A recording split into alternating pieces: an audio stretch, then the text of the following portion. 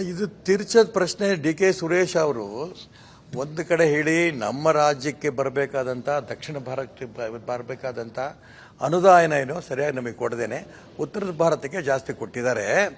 ದಕ್ಷಿಣ ಭಾರತದ ರಾಷ್ಟ್ರಗಳಿಗೆ ಅನ್ಯಾಯ ಮಾಡ್ತಾ ಇದ್ದಾರೆ. ಅದಕ್ಕೋಸ್ಕರ ನಾವು ನಾಳೆ ದಕ್ಷಿಣ ಭಾರತವನ್ನೇ ಒಂದು ಬೇರೆ ರಾಷ್ಟ್ರವಾಗಿ ಕೇಳೋಂಥ ಸ್ಥಿತಿ ಬರಬಹುದು ಅನ್ನೋಂಥ ಅಂಶ ಅವ್ರು ಹೇಳಿದ್ದಾರೆ. ಇದನ್ನು ತಿರ್ಚೋದೇನು ಬಂದು ನನಗೂ ಗೊತ್ತಿಲ್ಲ.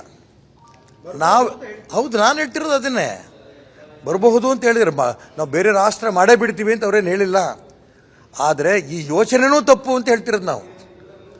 ಬೇರೆ ರಾಷ್ಟ್ರವನ್ನು ಮಾಡ್ತೀವಿ ಅನ್ನೋಂಥ ಯೋಚನೆ ಇದೆಯಲ್ಲ, ಬೇರೆ ರಾಷ್ಟ್ರ ಮಾಡೋದಕ್ಕೋಸ್ಕರ, ದೇಶ ವಿಭಜನೆ ಮಾಡೋದಕ್ಕೋಸ್ಕರ ಈ ದೇಶಕ್ಕೆ ಸ್ವತಂತ್ರ ತಂದುಕೊಟ್ರ.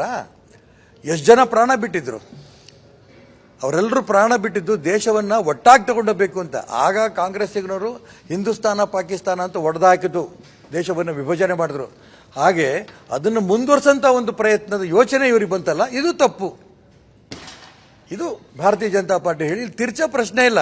ಅವರು ತಿರ್ಚಬೇಕು. ಈಗ ನೋಡಿ, ನಾನು ಅಷ್ಟೇ ಹೇಳಿದ್ದಲ್ಲ, ಅವ್ರು ಹೇಳಿದ ಮಾರನೇ ದಿನ ಮನೆ ಸಿದ್ದರಾಮಯ್ಯ ಹೇಳಿದ್ರು ಇದು ಸರಿ ಇಲ್ಲ, ನಾನು ಒಪ್ಪಲ್ಲ. ಹಂಗಾರೆ ಸಿದ್ದರಾಮಯ್ಯ ತಿರ್ಚಿದ್ರ?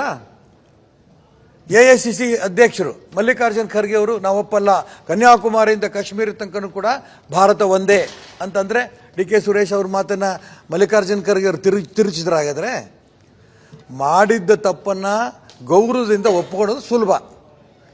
ನಾನು ಅದಕ್ಕೋಸ್ಕರ ಹೇಳ್ತಿರೋದು, ಈವನ್ ಡಿ.ಕೆ. ಸುರೇಶ್ಗೂ ಕೂಡ ನೀ ದೇಶದ್ರೋಹಿತೀಯ ಆ ಭಾವನೆ ನೀನು ಬಂತಲ್ಲ, ಅದಕ್ಕೋಸ್ಕರ ಎಲ್ಲರೂ ಕರೆಯಕ್ಕೆ ಶುರು ಮಾಡಿದ್ದು.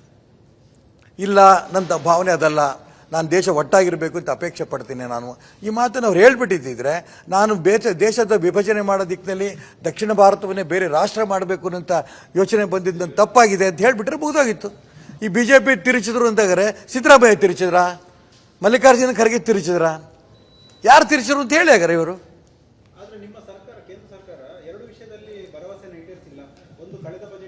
ಅದಾದಮೇಲೆ ಇದು ಸಬ್ಜೆಕ್ಟ್ ಮುಗಿಸಿ ಇದನ್ನ ಇದೆಲ್ಲ ನೋಡ್ರಿ, ಅದಕ್ಕೆ ಹೇಳ್ತಿರೋದು ನಾನು.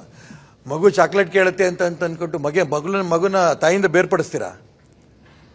ಎಲ್ಲಾ ಮಕ್ಕಳಿಗೂ ಸರಿಯಾಗಿ ಕೊಡ್ತಿಲ್ಲ ಊಟ ಅಮ್ಮ ಅಂತಂದ್ರೆ ಅಮ್ಮನಿಂದ ಬೇರೆ ಹೋಗ್ತೀರೇನು? ನನ್ನ ಪಾಯಿಂಟ್ ಅದೆಲ್ಲ. ಏನೋ ಅಲ್ಲ, ಊಹೆ ಮಾಡ್ಕೊಂತ ಹೋಗ್ಬೇಡಿ. ತಪ್ಪವ್ರದ್ದು ಒಂದೇ. ಅದಕ್ಕೆ ಇವತ್ತು ಇಷ್ಟೆಲ್ಲ ಸಮಸ್ಯೆ ಬಂದಿರೋದು. ಅವ್ರು ಮಾಡಿದ ದೊಡ್ಡ ತಪ್ಪು, ದೇಶದ್ರೋಹಿ ಅನ್ನೋಂಥ ಆಪಾದನೆ ಹೊತ್ಕೊಂಡಂಥ ಸ್ಥಿತಿ ಬಂದಿದ್ದು. ಯಾಕೆ ಅಂದರೆ ಅವ್ರು ಮಾಡಿದ ತಪ್ಪು. ನಾವು ಯಾವುದೇ ಕಾರಣಕ್ಕೂ ಕೂಡ ದೇಶವನ್ನು ತುಂಡು ಮಾಡೋಂಥ ಪ್ರಶ್ನೆ ಇಲ್ಲ. ಅದು ಎಷ್ಟು ಹತ್ತತ್ರ ವರ್ಷಗಟ್ಟಲೆ ಸಾವರ್ಕರ್ ಜೈಲಲ್ಲಿ ಇದ್ರು. ಯಾವ ಕಾರಣಕ್ಕೆ? ಅನ್ನ ಬೇಕು ಅಂತನಾ? ನೀರು ಬೇಕು ಅಂತನಾ? ನಾನು ಅದಕ್ಕೋಸ್ಕರ ಹೇಳ್ತಾ ಇರೋದು, ಇದನ್ನ ತಿರ್ಚಂತ ಪ್ರಶ್ನೆ ಇಲ್ಲೇ ಇಲ್ಲ. ಇವ್ರದ್ದು ಏನೇ ಮತ್ತೊಂದು ಹೇಳಿ ಇನ್ನೊಂದು ಸಿಕ್ಕೋತಾರೆ.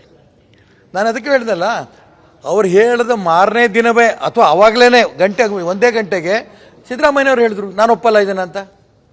ಮಲ್ಲಿಕಾರ್ಜುನ್ ಖರ್ಗೆ ಹೇಳಿದ್ರು, ಒಪ್ಪ ಲೋಕಸಭೆಯಲ್ಲಿ ಹೇಳಿದ್ರು.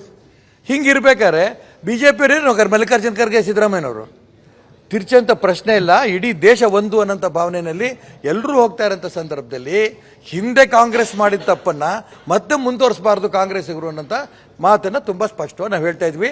ಇದನ್ನು ತಪ್ಪು ಇದು ಮಾಡಿದ್ದು ಅಂತ ಅಂದ್ಕೊಂಡು ಅವ್ರದೇ ಸರ್ಕಾರ ಇದೆ ಅಂತ ಅಂದ್ಕೊಂಡು ನನ್ನ ಮೇಲೆ FIR ಹಾಕಿದ್ರು. ನನಗೇನು ಇಂಥ 100 FIR ಹೆದರಿಸ ಅಭ್ಯಾಸ ಇದೆ ನನಗೆ. ನೆನ್ನೆ ಕೋರ್ಟಲ್ಲಿ ಅದಕ್ಕೂ ಕೂಡ ಸ್ಟೇ ಸಿಕ್ತು. ನಾವು ಹೆದರಂಗಿದ್ದಿದ್ರೆ, ನಾನು ಮಾಡಿದ ತಪ್ಪು ನಂಗಿದ್ದಿದ್ರೆ ನಾನು ತಕ್ಷಣ ಆಗ್ತಿದ್ದೆ ತಪ್ಪು ಅಂತ. ನಾನು ಹೇಳಿದ್ದನ್ನು ಅವಾಗಲೂ ಹೇಳಿದ ಸರಿ, ಅದೇ ಬತ್ತನ್ನು ಮತ್ತೆ ಹೇಳಿ ಮುಂದುವರೆದಿದ್ದೀನಿ ನಾನು. ಇದು ಹಿಂದೆ ಸರ್ಕೊಂಡದ್ದು ಸಿದ್ದರಾಮಯ್ಯ ಹೇಳ್ತಾರಲ್ಲ, ಒಂದ್ಸರಿ ಹೇಳ್ತಿದ್ದಂಗೆ ಯೂನಿಫಾರ್ಮ್ ಬಗ್ಗೆ ನಾನು ಹಿಜಾಬ್ ಇನ್ಮುಂದೆ ಇಲ್ಲ ಅಂತಂದು ಮಾರನೇ ದಿನ ನಾನು ಹಂಗೆ ಹೇಳಿಲ್ಲ. ಹಿಂಗೆ ನಾನು ಇನ್ನೊಂದು ಮಾತು ಹೇಳಕ್ಕೆ ಹೋಗಲ್ಲ. ಏನು ಹೇಳಿದ್ವೋ ಅದಕ್ಕೆ ಸ್ಟಿಕಾನ್ ಆಗಿದ್ವಿ. ಈ ದೇಶ ಒಂದಾಗಬೇಕು ಅನ್ನೋದಕ್ಕೆ. ಇದು ಕಾಂಗ್ರೆಸ್ನವರು, BJPಯವರು, JDSನವರು, ಇನ್ನೊಂದು ಪಕ್ಷದವರು ಪ್ರಶ್ನೆಗೆ ಬರಲ್ಲ. ಇಡೀ ದೇಶ ಒಂದು ಅಂತ ಹೊರಟಂಥ ಸಂದರ್ಭದಲ್ಲಿ ದೇಶ ಒಡೆದಂಥ ಕಾಂಗ್ರೆಸ್ನವರು ಅವ್ರ ಭಾವನೆ ಇನ್ನೂ ಕೆಲವರ ಹತ್ರ ಇದೆ. ಅದನ್ನ ಸುರೇಶ್ ಅವ್ರ ಮಾತನ್ನ ನಾವು ಕಾಣ್ತಾ ಇದ್ದೀವಿ.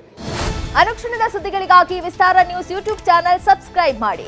ಹೊಸ ಸುದ್ದಿಗಳ ನೋಟಿಫಿಕೇಶನ್ಗಾಗಿ ಬೆಲ್ ಐಕಾನ್ ಕ್ಲಿಕ್ ಮಾಡಿ. ಲೇಟೆಸ್ಟ್ ಅಪ್ಡೇಟ್ಸ್ಗಾಗಿ www.vistaranews.com ವೆಬ್ಸೈಟ್ಗೆ ವಿಸಿಟ್ ಮಾಡಿ.